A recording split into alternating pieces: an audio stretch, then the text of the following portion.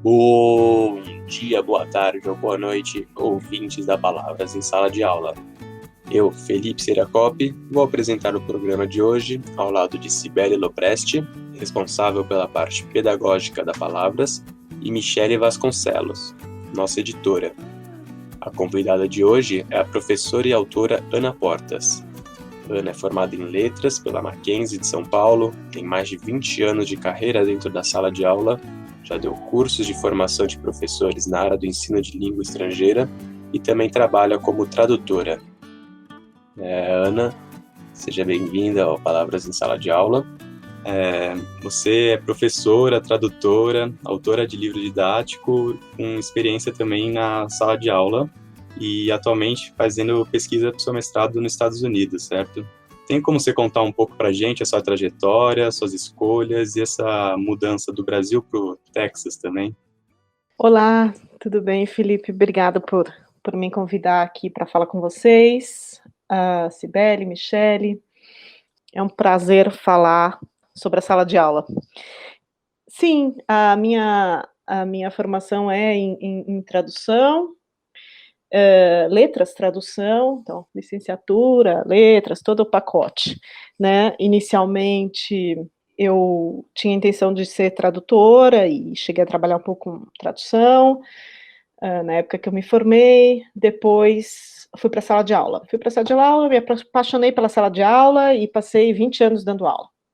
Sempre trabalhei na rede privada, em São Paulo, em escolas com perspectiva socioconstrutivista, então sempre gostei dessa prática do professor que constrói uma sala de aula bastante pensada nos processos de ensino-aprendizagem construtivistas, né?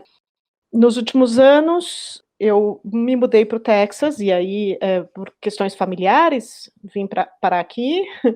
E aqui eu ingressei no mestrado, estou trabalhando com pesquisa na área de educação. A minha trajetória mudou um pouco nesses últimos anos, então, além de iniciar o processo de pesquisa, eu voltei a traduzir.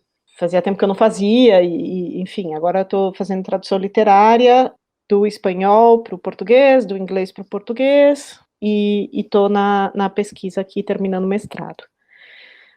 Aqui nos Estados Unidos eu também faço uma pesquisa de campo, digamos, acompanho as escolas públicas aqui, fiz algumas observações de aula, trabalho com algumas professoras aqui, no sentido de observar o trabalho da sala de aula aqui, para conhecer o tipo de prática que se vê na escola pública aqui de El Paso, no Texas, né? Eu digo Texas porque os Estados Unidos é bastante grande e diverso na sua prática pedagógica. Isso é uma decisão estatal, né? Esses regulamentos e diretrizes são estaduais.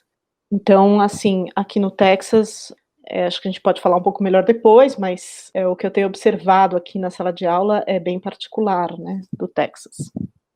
Ana, boa tarde, obrigada pela sua presença aqui, pela conversa. Eu conheço um pouco da sua trajetória profissional e sei que ao longo da sua carreira você desenvolveu vários projetos, vários trabalhos junto com o pessoal do ensino médio, com alunos do ensino médio. Eu penso que é um trabalho bastante importante que você desenvolveu, porque na sua prática pedagógica você explorou bastante questões de leitura e de produção de texto em língua inglesa, né? Eu gostaria que você falasse um pouco sobre isso, a maneira como você trabalha, como você considera o ensino de língua inglesa, como você considera a produção de texto dentro do contexto dessa disciplina, e essa disciplina agora dentro da área de linguagens. Oi, Cibele, obrigada. Então, é verdade, nos últimos anos, eu sempre trabalhei com língua inglesa e nos últimos anos com língua portuguesa dentro dos projetos de pesquisa no ensino médio, né, numa escola particular que desenvolvia uma disciplina, que oferecia uma disciplina para os alunos que era de projetos de pesquisa, né. Eu era uma das professoras orientadoras de pesquisa, isso em língua portuguesa.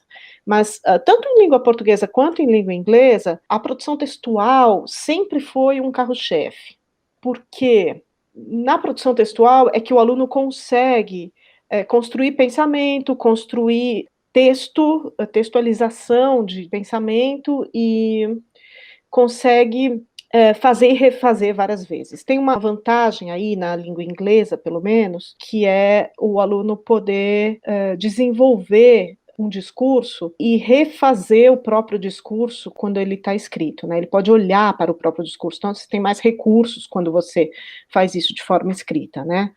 Tem coisas que são particulares da língua inglesa, processos de ensino particulares da língua inglesa, mas que são muito favoráveis para a produção escrita, né? Porque aí você tem, por exemplo, numa classe heterogênea, você tem diversos estudantes com diversos níveis de proficiência em língua inglesa, porque alguns moraram fora, outros são nativos, outros nunca tiveram contato com língua estrangeira. E se você tem uma produção de escrita aberta o suficiente, cada um vai até onde chega, né? E você consegue fazer avanços individuais num projeto que é coletivo. Você não precisa fazer a classe em níveis supostamente homogêneos, né? Você pode manter a classe heterogênea, você pode manter as vantagens de uma classe heterogênea, mas na produção escrita, cada um vai até onde chega e avança a partir de onde foi, de onde partiu, né? Então, você tem intervenção, é mais fácil fazer avançar com uma produção escrita, né? Se você tem um ensino, bom, isso acho que a gente pode desenvolver isso mais para frente, né, particular do ensino de língua inglesa, mas você tem um ensino baseado em conteúdos gramaticais, como era feito tradicionalmente, todos aprendem aquele mesmo conteúdo, mesmo os que já sabem, né? Então, você tem pouco desafio aí. Bom, com relação à pesquisa em língua portuguesa, os processos de ensino estruturados dentro da pesquisa, a produção escrita, ela favorece bastante esse processo de aprendizagem, porque ela permite que o aluno, durante a pesquisa, conecte leitura com escrita para construir o pensamento e a aprendizagem durante a pesquisa, né?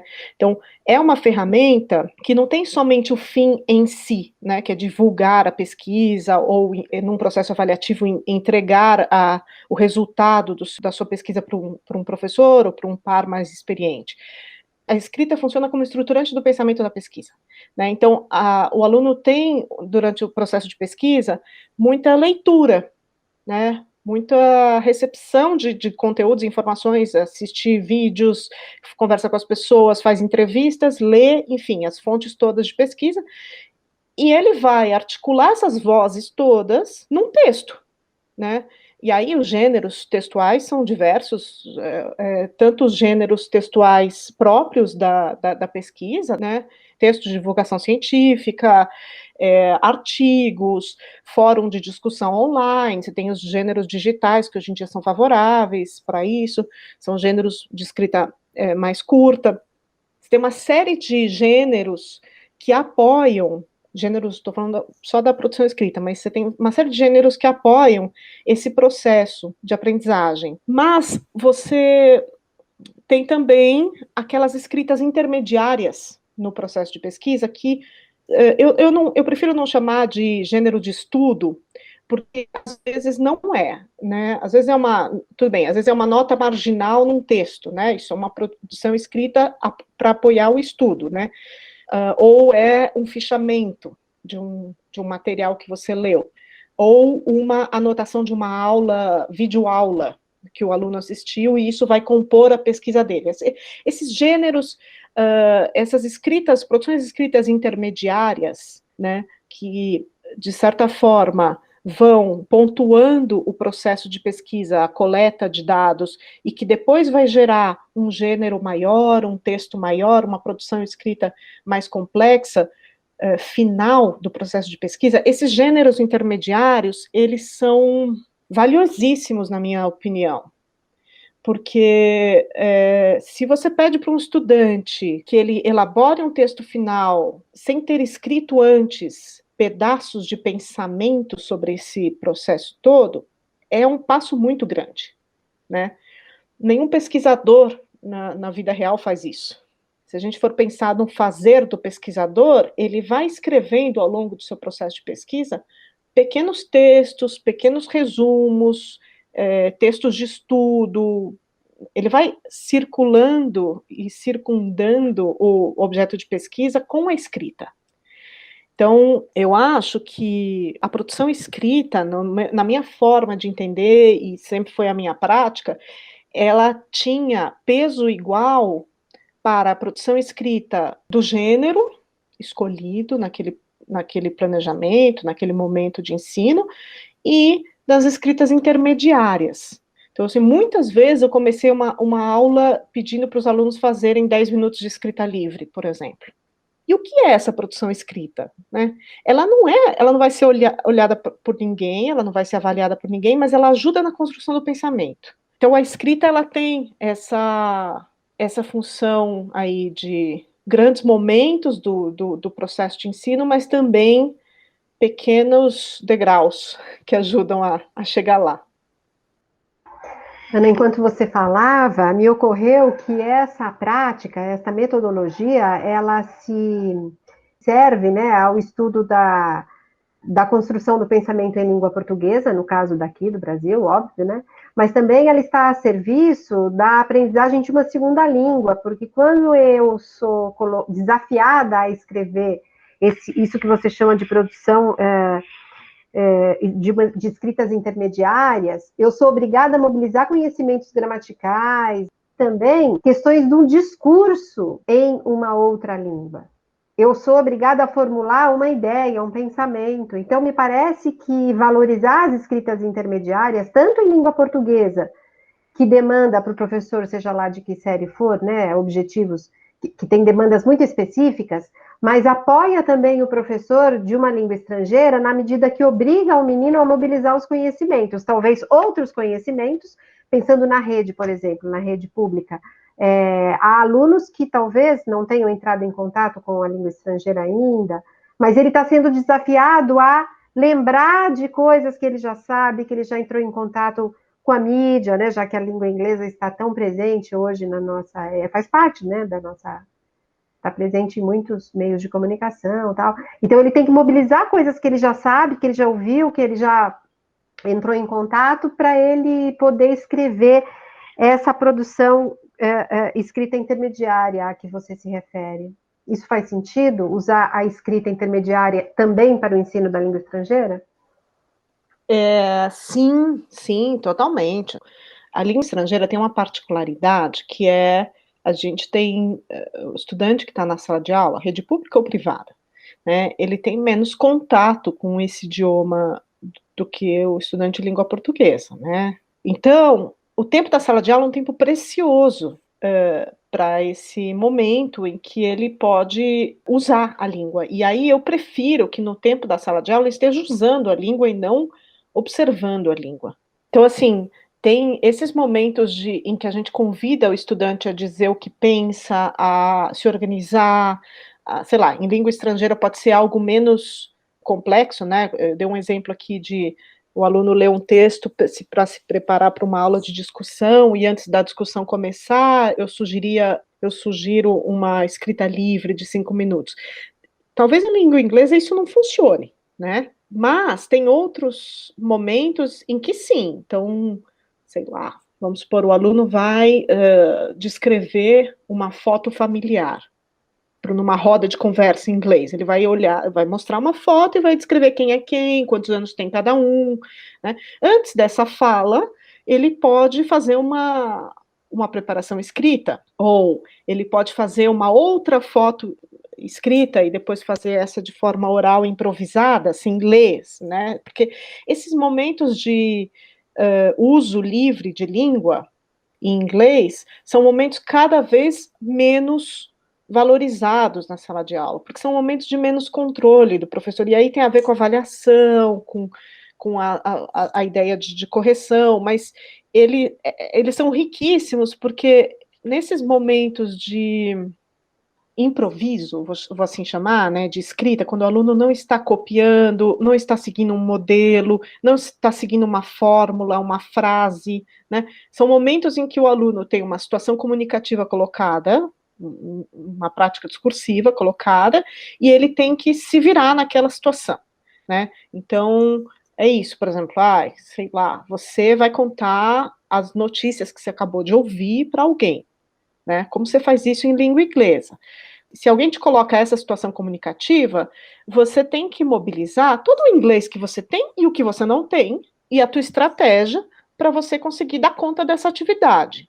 É nesse momento em que você pode, de fato, ver o que você sabe, o que você não sabe, onde que você precisa de ajuda, que aquele tipo de conhecimento que está na zona do desenvolvimento, a gente brinca, eu brincava com os meus alunos que eu literalmente usava os termos vigotskianos em sala de aula e costumava dizer para os alunos que estavam, eu lembro, um dos tópicos comuns de aula gramatical em inglês é a diferença entre os dois futuros, o will e o going to, né? E eu lembro que tinha aluno que punha os dois na mesma frase, né?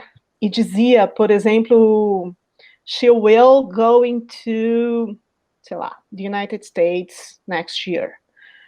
Você percebia que o aluno, com uma improvisação dessa, numa situação comunicativa, o aluno, primeiro, sabia que o futuro se construía com essas duas coisas, esses dois verbos, né? Não sabia exatamente qual dos dois ia, né? Mas estava num caminho de construção frasal aí bastante avançado já, né? Então, ele precisava saber a diferença de uso de um ou outro, né? Mas ele sabia escrever os dois, sabia conjugar os dois, sabia uma série de coisas sobre. Então, situações de improviso, elas oferecem para o professor dados a respeito da aprendizagem muito mais interessantes do que situações de exercício, como chama? Repetitivo, de substituição de palavras, né, que são muito comuns no ensino de língua inglesa, os drills, né, que você tinha que, tinha lá, she's going to the United States next year, e aí você tinha que trocar só, fazer trocas e repetir, né. Isso não mostra para o professor se o aluno sabe uma situação comunicativa adequadamente, né. Então, as produções escritas, livres, né, sejam elas as intermediárias ou gêneros em que o aluno possa atuar com mais liberdade, menos controle, são favoráveis para esse tipo de coleta de dados, né? E em língua portuguesa também, né? Você vai coletar talvez outras coisas, mas você consegue perceber elementos de coesão e coerência, você consegue perceber elementos de desenvolvimento argumentativo, então você consegue coletar e favorece o estudante também para exercitar a prática discursiva real, né? E são problemas reais para os alunos, né? Como que eu resolvo certas dúvidas, como eu vou resolver as dúvidas frente à produção de um texto no momento da improvisação. Isso é muito mais rico do que somente cumprir uma tarefa cujo modelo está bastante pronto, né?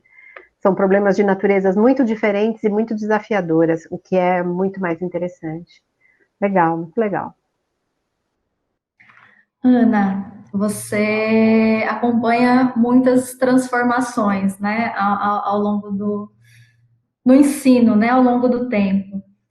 E nos dias atuais, é algo que tem ganhado um espaço significativo, são as metodologias ativas, né? Como que você vê a aprendizagem, né, por meio das metodologias ativas? De que forma o trabalho por projetos favorece a produção oral, a produção escrita? Oi, Michele, obrigada pela pergunta. Eu acho que é bem pertinente essa tua pergunta, porque metodologia ativa é um nome contemporâneo, né? E tem várias formatos, digamos, dentro disso, né? Tem a gamificação, tem as aulas híbridas, a sala de aula invertida, os estudos de caso, diversos formatos aí em que essa metodologia ativa aparece, né, nos materiais didáticos, nas sequências didáticas de sala de aula. Mas todas elas, para mim, convergem para essa situação de ensino por projeto. É nesse formato de ensino por projeto que a gente consegue colocar o estudante numa situação de aprendizagem ativa, né, em que ele precisa manipular conhecimento a partir de decisões compartilhadas horizontalmente com o professor, né. Então, nesse sentido, a produção escrita e a produção oral ganham um protagonismo muito grande, porque é quando o estudante vai, de fato, produzir conhecimento, transformar conhecimento e comunicar conhecimento. nesse sentido, o papel do professor, do professor e do aluno, o papel do planejamento, do tempo de aprendizagem, do tempo do cronograma na sequência didática, o papel da avaliação, tudo se transforma no sentido de atender a uma situação didática que favorece a aprendizagem de forma ativa. Então, o que você tem na metodologia por projetos é o estudante negociando muitas coisas que antes eram decididas a priori pelo professor e pela equipe docente. Então é isso, quer dizer, com a metodologia ativa, você tem alunos protagonistas do próprio processo de aprendizagem, né? Não é fácil, mas é um processo negociado, né? Então, tem alguns momentos de uma metodologia por projetos que são mais negociados, outros menos, né? E aprender a fazer isso é um processo, tanto para o professor quanto para o aluno. Eu lembro de ter muito receio de compartilhar com o aluno partes do processo de ensino por projetos, porque eu achava que eu estava perdendo a mão daquilo que era meu, assim, daquilo que era decisão minha, e eu tinha medo de depois ficar refém de uma escolha que não fui eu que fiz, de não saber avaliar, de não dar conta de planejar algo que foi decidido pelo outro, né? Então, quando eu lanço a pergunta para o aluno, se eu estou numa metodologia por projeto, quando eu converso com os alunos para pensar quais são os problemas passíveis de serem transformados em projetos de ensino, eu tenho isso em mente, o que eu quero ensinar. E eles me oferecem algumas possibilidades e vão falando o que é do interesse deles, o que eles gostariam de aprender, para onde eles querem ir, e aí eles dizem que, sei lá, vamos supor que eles gostariam de ter mais área de lazer na comunidade deles, no bairro deles. Como é que isso está conectado com a minha vontade de ensinar produção textual ou produção oral ligada aos conteúdos da tipologia textual de dentro do gênero da entrevista? Aí, cabe a mim, ao meu conhecimento como professora, pensar, bom, tá, vamos pegar esse problema que é importante para vocês, na área de lazer da comunidade está ruim, a gente quer resolver isso, não sei o quê, e eu vou construir, então, uma sequência didática que tenha isso como objeto de produto final, ou projeto, algo ligado à resolução desse problema, mas que no meio passe pela construção da entrevista, né? Então, assim, essa é a elaboração de modo geral, obviamente, né? Mas então, a metodologia por projetos, ela favorece esse tipo de produção porque o aluno faz de uma forma significativa para ele, para resolver um problema que é legítimo dele, a produção escrita e a produção oral estão ali dentro de uma sequência negociada. Então, dessa forma que eu vejo a metodologia ativa. É muito legal. Quando você fala sobre essa mediação, essa relação professor-aluno dentro de um trabalho por projetos, aqui eu fiquei pensando nessa experiência que você viveu há pouco de escrever um livro didático, né? Daqui a pouco esse livro didático estará na mão dos alunos da rede pública, e eu gostaria que você falasse um pouco sobre a metodologia por projetos e como você transpôs toda essa sua experiência de professora de sala de aula ao longo de tantos anos para a produção de um material didático cujo receptor agora não é aquele seu estudante dali, aluno da sala, mas sim são os estudantes da rede e os professores da rede. Gostaria que você falasse um pouco como foi essa sua experiência da escrita do livro. Olha, Cibele, esse livro didático tá uma beleza. É tão gostoso falar dele, porque é claro que a gente sempre tem prazer em falar das coisas que a gente constrói com carinho, mas especialmente esse projeto, ele foi feito a 8 mãos e ele envolve as disciplinas de língua inglesa, língua portuguesa e literatura e educação física. Então, e artes também, né? E artes também, é verdade, artes visuais. E é tão interessante porque quando você pensa, isso que eu estava falando agora de projeto, eu estava falando de um projeto dentro de língua portuguesa ou dentro de língua inglesa, né? Mas quando você pensa num projeto que é multidisciplinar, aí é muito interessante, porque você pode ter várias capilarizações da mesma ideia, né? Dentro de um projeto, que é isso que a gente fez no livro, né? Que está muito interessante, você tem partes desse projeto que são construídas pelo professor de língua inglesa, outras partes pelo professor de artes, pelo professor de língua portuguesa, por aí vai, né? Então, o aluno está na mesma construção investigativa, ele está olhando para esse objeto de estudo sob vários ângulos, várias disciplinas, né? Então, isso ocorre para quem está aí, estou pensando assim, quem nunca trabalhou por projeto, né? Como que isso pode assustar um pouquinho, né? Mas eu acho que se eu fosse dar um conselho para quem está começando a trabalhar por projeto, e está com vontade de começar, é fazer isso que esse livro propõe, por exemplo, que é você não vai deixar de lado a sua aula já planejada, né, a sua sequência já planejada. Você vai acrescentar um projeto que atravessa diversas disciplinas e a sua disciplina contribui como componente curricular desse projeto em alguns aspectos. Então, você vai fazer uma experimentação de o que é ensinar junto com outras disciplinas. Como que esse aluno se comporta numa situação diferente daquela que eu ofereço já na minha sala de aula, né? Que tipo de aprendizagens eu consigo lá que não consigo aqui, ou de outra forma? Eu, como profissional, como que eu posso experimentar fazer o meu ofício didático ali de uma forma diferente, né? Então, acho que tem essa ideia de transdisciplinaridade nesse projeto e nesse livro didático. Acho que ficou muito bom com relação a isso. Acho que as disciplinas se conversam muito bem. Está muito ancorado da BNCC, então isso ajuda o professor que está pensando quais são, às vezes, um projeto transdisciplinar transparece pouco, né, quais são os objetivos, mas esse projeto que a gente fez nesse livro, que foi lançado agora, ele está muito ancorado na BNCC, os objetivos estão muito claros de cada disciplina, os objetivos da área, então o professor realmente pode se guiar por isso, né? Eu, quando ouvindo você falar, eu me lembro dos projetos e penso que eles são muito favoráveis, eles são uma boa oportunidade para desenvolver competências, né? Que é algo que está para além de ensinar os conteúdos disciplinares, né? Dentro de uma perspectiva que a BNCC apresenta para a gente.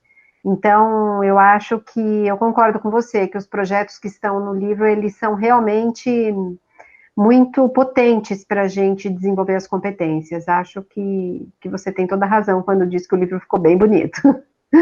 É verdade, Sibeli. Acho que é isso, assim, acho que para quem nunca começou a trabalhar por projeto, faz uma tentativa, faça um projeto piloto, né, desses que estão ali no material sendo oferecidos. É claro que é muito mais fácil quando você tem um material organizado para você, né, começar do zero, para quem nunca construiu, acho que é mais difícil, né? O material didático ele vem para dar suporte, justamente, né? O professor está trabalhando lá na sala de aula e é isso, fazer um projeto piloto, registra, avalia, tenta de novo. É um processo aprender a trabalhar com projeto, mas vale muito a pena. Eu não pensaria a minha vida profissional de outra forma. Sim, acho que ganha o aluno e ganha o professor também. Retomando a questão da produção textual, né, e o trabalho por projetos, existem gêneros de texto que você acha que são mais favorecidos, né, por essa metodologia? Você falou um pouco aí das escritas intermediárias, né, que são escritas que estariam além desses gêneros. Enfim, queria que você relacionasse um pouco a questão do trabalho com projetos e a questão dos gêneros textuais, né?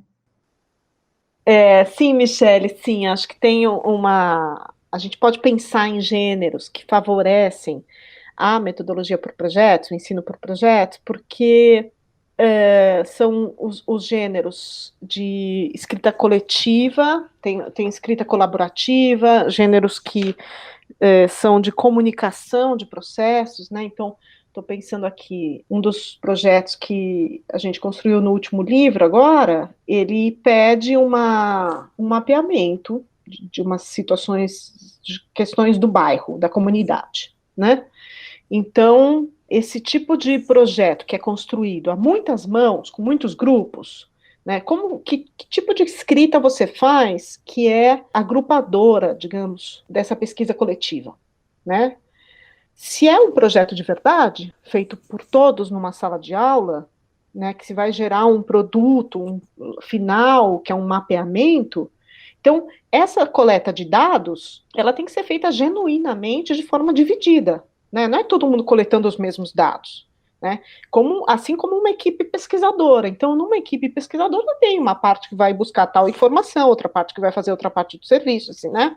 Então, você precisa de, sei lá, se forem dados econômicos, por exemplo, você precisa de tabelamento de dados, né? Se forem dados qualitativos, você precisa dividir isso em textos colaborativos e gêneros de apresentação de dados científicos adequados para esse tipo de comunicação. Se eu penso no projeto como algo feito por muitos estudantes, né? Seja 2, 4, 6, classe em toda, tem alguns gêneros, sim, que favorecem esse tipo de integração entre os diversos grupos e os diversos olhares aí. Por exemplo, podcast. Você tem que pensar na perspectiva do gênero e na perspectiva da prática discursiva, né, ou do suporte que nos permite a prática discursiva. Porque quando você está numa perspectiva de ensino por projetos, você sempre está olhando para o evento comunicativo, para a prática discursiva, né? Porque o teu produto final, ou o teu produto intermediário, o que for, ele está inserido num contexto comunicativo, num evento comunicativo, né? Então, você está escrevendo para alguma coisa, e não para entregar para o professor para ter uma nota. Não é um texto escolar avulso, desses gêneros escolar, tipo redação, né? É um texto de um gênero específico que está a serviço de um evento comunicativo, de um produto que está inserido numa prática discursiva. Então, se você vai fazer o mapeamento do seu bairro lá no final para comunicar as possibilidades de trabalho e de estudo, por exemplo, do seu bairro, né, que é um dos objetivos dos produtos finais lá do livro que a gente construiu, então, quais são os gêneros intermediários que favorecem essa comunicação no final? Então, como ele é um projeto transdisciplinar, quanto mais ancorado em práticas discursivas o gênero tiver, mais fácil você consegue transpor isso para as disciplinas específicas, né? Acho que é isso. Não sei se eu respondi muito bem a sua pergunta. Eu acho que era exatamente isso mesmo. E pensando no contexto dos Estados Unidos, é isso que você observa aí? Você vê diferenças em comparação com o Brasil? Aqui eu vejo duas coisas diferentes, e as duas diferentes do que eu vejo no Brasil. Acho que, nesse sentido, o que eu observo aqui, o que eu estudo aqui, contribui bastante para eu pensar em práticas diferentes, né, na produção de material e na sala de aula brasileira, né. Do ponto de vista da pesquisa, né, em estudos de composição, esse é um campo muito grande aqui nos Estados Unidos. Aqui é um campo de estudo de escrita, é uma área bastante desenvolvida. Ela está quase que independente dos departamentos de educação nas universidades. Tem faculdades que pensam os composition studies, os estudos de composição, de escrita, dentro da faculdade de educação, mas tem outras que estão dentro da faculdade de letras, tem outras que têm um departamento intermediário entre uma e outra, que é o caso da minha pesquisa de mestrado. De qualquer forma, é uma área bastante estudada, né? Então, a gente tem tendências teóricas que dão suporte à prática muito interessantes. Por exemplo, o Writing Across the Curriculum, que seria algo como escrita nas disciplinas no Brasil, né? A escrita que ela está deslocada da área de língua e vai ser pensada, né, o ensino da escrita e a prática da escrita ser pensada nas outras disciplinas, né, como um componente curricular, sendo ensinado um objetivo, né, uma competência aí encabeçada por outras disciplinas. Essa é uma área bastante estudada aqui, assim. E aí é muito interessante pensar na produção escrita feita nas diversas disciplinas, né, e não só ensinada na área de língua. Por outro lado, o que eu observo aqui, na sala de aula de ensino fundamental e médio, é uma realidade diferente. Eu vejo o ensino por gêneros, na questão da leitura, e na questão da escrita, mais ou menos, porque você tem alguns gêneros sendo ensinados, mas eles são bastante descontextualizados. Não existe o ensino por projeto aqui, existe em algumas escolas charter, em algumas escolas que são essa modalidade de escola entre a pública e a privada, que existe aqui, né? Uma escola com financiamento público, aberta ao público, mas gerenciada e organizada, administrada por uma empresa privada, uma ONG. Então, essas escolas, às vezes, oferecem um ensino por projeto.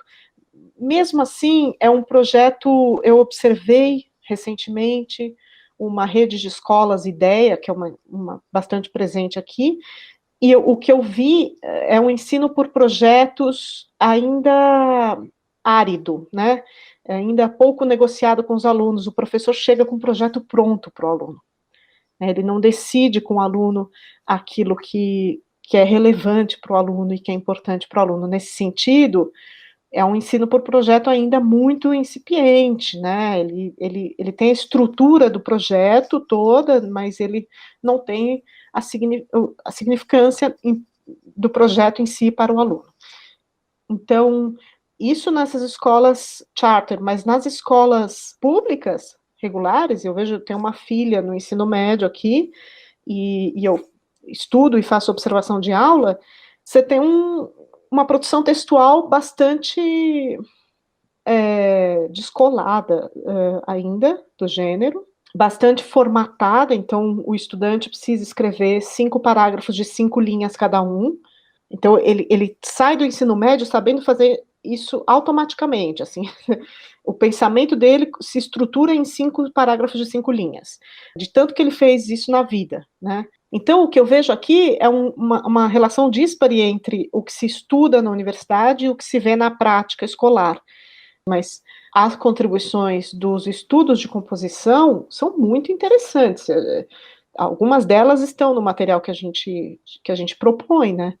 Que é pensar quais são as práticas didáticas que favorecem com que a produção escrita seja capilarizada dentro do processo educacional como um todo, e não só esteja na sala de aula de língua, né, que o estudante esteja olhando para o processo de escrita e que o professor também esteja propondo atividades com gêneros específicos, olhando para o desenvolvimento do texto, nas suas disciplinas, ainda que ele não seja professor de língua portuguesa, né.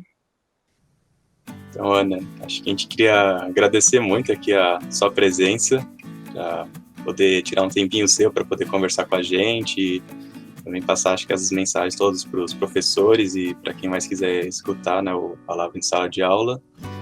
E uma honra ter a primeira entrevista internacional. Muito obrigado mesmo, viu? Muito obrigada, obrigada. Ana, muito obrigada.